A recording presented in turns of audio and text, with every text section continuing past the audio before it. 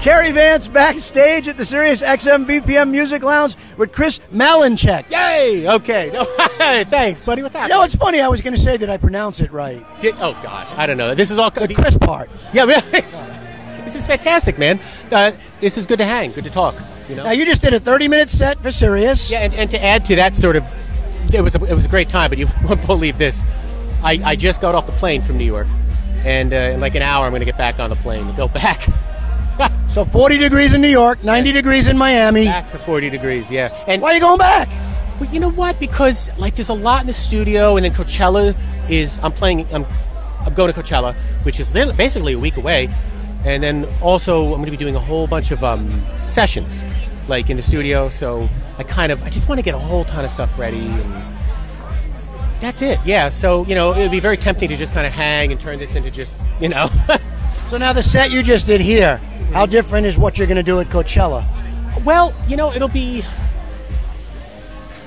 I don't know exactly, because I sort of kind of go with the moment itself. But of course, it'll be at night. It'll be just a different vibe. I was hanging out there last year, and I know where I'm playing. And I'm playing in the Yuma tent. And tent's sort of a misleading... like if any of you haven't, for those that haven't been to Coachella, it's sort of like this sprawling field. It's like football fields big. It's sort of green, but it's in the middle of a desert. And one of the days I was there was just a continuous dust storm. And you have these sort of tents, but really they're like these enormous semi-permanent structures with lights, like these massive lights, and the sound is bananas. And you walk 50 feet, there's a whole new one. There's a whole new one. I mean, it's just, you can't, it's just bananas, you know what I mean? So I'll be doing nighttime, the quote, like the deep house place. And so it'll probably get a little deep, a little hard, maybe, whereas here is a little more tropical, kind of like, it's poolside afternoon. We're all hanging out, Now, where did it all start for you?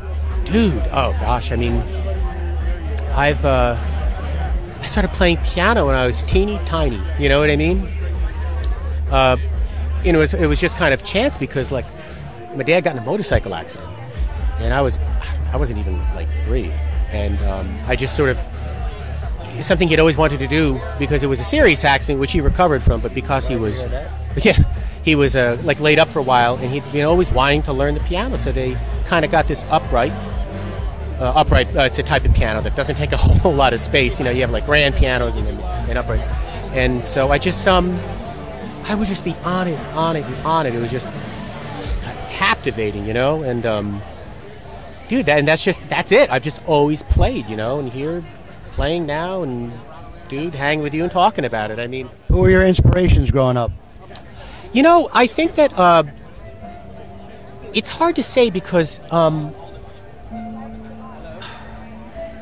oh boy, that's a tough one, because it's more that I was always, like I said, early on I was just classical, and I was always into writing, and then always just listening, rather than to knowing exactly who or what I was listening to. It'd be more like styles. Even now, with all the vinyl over the last few years I've collected, I just endlessly listen, and you sort of tend to, or at least I enjoy observing the tiniest differences, like in a particular genre, from say like, I don't know, 68 to 69 or 84 to 85, or you can see changes in the snare or in the bass or the approach of the hi-hat and all these arrangements, and there are only so many notes in the scale and only so many scales that are pleasing, and fewer still chords that are used in pop or in this, all these patterns, I guess.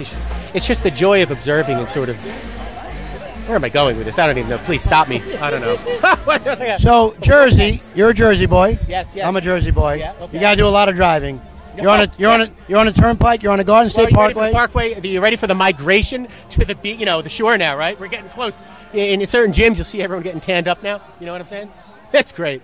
It's awesome. So when you're driving in the car, if you don't have radio on, you got your iPod playing. What's on your iPod? You know what? I guarantee you, checking a mix. I'm endlessly checking a mix. That's because there's just always like so many things I'm messing with, so many things I'm trying, or I'll be driving and thinking about. Just whatever. Well, but sometimes I like turning on Howard Stern. You know what I mean? Yeah, dude, so there you go. Now, a month or two ago, I was talking to Geronimo from BPM. Yep, of course. And he had a meeting with Clive Davis, and they started talking about Aretha Franklin. Oh, yeah. And Geronimo said something about Chris remixing an Aretha Franklin record. Yeah. Did that happen? Well, it's interesting. I was just talking to Geronimo and Danny and Ben and all of them about that. It's interesting because, like, yeah, Clive and Geronimo, they sent me just an a cappella, and they were like, you know, do you want to make a record? And so what I did was I just kind of like, I just literally, just a couple lines grabbed me and said something quite a bit different than what this sort of the song everyone knows is. And I kind of just went about making a new song of it. And it's neat, man. It really, well, they're loving it, you know, and I'm loving it, and people are enjoying it, and it's a new song. It's giving it a whole new feeling. You know, I feel like it says something like, the message of you know, I Will Survive is a very strong, you know, but I feel like this touches on that other thing that maybe it's tougher to look at, maybe in your sort of quieter moments, things that are tougher to think about, or it kind of like it shares that part of it. You know what I mean? It's a new song. It's like a new sentiment, I guess. Have you played it out in any of your sets yet? I think you played it earlier right here. I thought this would be the appropriate first play was today here, I thought. So, will your fans hear it at Coachella? I think they will, yeah. Any other touring going on for you? Yeah, you know, kind of looking at that right now with my guys, the team, this sprawling team, the ever-growing team. It's cool, though, man. It's just a bunch of awesome people with love and power, and we're all just excited, and, you know, dude, just getting the right plan together. I haven't done a lot of touring. Like, the part that most people that are most people are familiar with me, it really is since So Good to Me. Then that just was like, just, you know, just boom, you know, like just happened. And so since there was no plan around that, I almost still feel like that wasn't really that long, you know, long ago. And so it's almost been literally, as we speak today, I feel that in the last month or two, suddenly there's this sort of like coming together of all of these efforts that were sort of, that are involved now, that kind of we all met really because of So Good to Me. And now finally, it's neat, man. There's this feeling like, you know, we've all met with love and intentions and stuff, and now we're going to really make some plans. So I'm excited, you know. So that's the seems to be the only answer I'm capable of, the long answer to your question of any shows coming up. So I'll stay tuned. I'll let you know. Is there a new single coming? Yes. Yes. Is there a name or title? Can you talk about it yet? Of course I can. No, I'm sorry. It did seem like all secret. It's called Dragonfly, and I'm excited, man. Yeah. It's coming on RCA. Yes. Yeah. It's going to be. No, I can't wait. It's different. It's different. So well, we look forward to hearing it. Now, growing up in Jersey, did you go to clubs growing up? Was there any club you went to? No, you know, because I just like I just more like hanging out, like, you know, one-on-one, you know, like maybe like house party, go to the gym, that kind of stuff. Like, you know, I don't know. I'm more like that than going to clubs, you know what I mean? And also because the thing is I'm always working and writing and stuff that I find when I'm hanging out, I almost kind of, that's my break from music.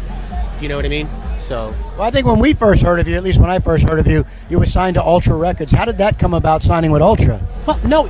Oh, geez, I'm so sorry. You know, it really actually wasn't.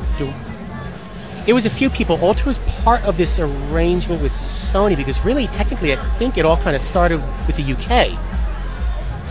Again, because that was like the epicenter of So Good to Me, I guess. I don't know.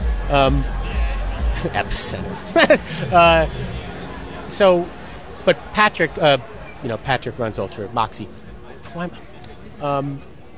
He's just a cool guy, man. I remember he came to a show before all this came together, right as So Good to Me was blowing up. I remember I had a show at Irving Plaza in the city, and he came by, and he was just such a thoughtful, gentle guy that really just, you know, I liked how he articulated his feelings, how he shared his thoughts on music and stuff, and it was neat, man. Just kind of one of the awesome people that I've met in pretty short order over the last, you know, number of months with all this.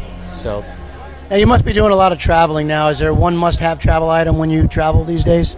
Oh, that's a great question. Well, it's not that I bring it with me, but I definitely, like, I'm always looking for wheatgrass. Like, I don't know. So when I land, like, either I'm doing it or a helpful friend or a tour manager or somebody is usually nice enough to track that down for me, you know? Because, like, with all the lifting and stuff, I just enjoy eating good, I guess, you know? Feel good. Now, is there a favorite restaurant back home? If you were going to make a restaurant suggestion for a fan to go to, what would it be? Oh, yeah, dude, I love this place, actually, in Jersey, in Montclair, called Masab. It's like, it's Ethiopian. It's bananas. I love it.